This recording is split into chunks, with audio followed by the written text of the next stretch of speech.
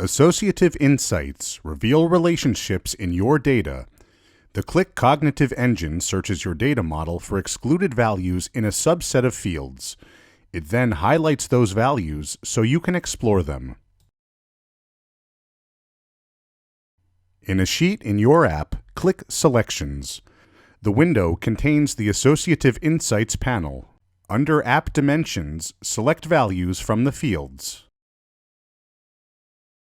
Click on Explore Selections and then Generate Insights. When you click Generate Insights, Qlik Sense selects interesting data to show in the Associative Insights cards. Click a card to see more information about that associative insight. The cards show the effect of your selection on dimensions and measures in your data. You can change how the measure is assessed. Choose a new measure from the Measure drop-down menu. When you click on a card, Qlik Sense shows a detailed view of the data. By clicking Reveal Data for the Excluded Values, you now see a table showing information about the sales representatives that have been excluded.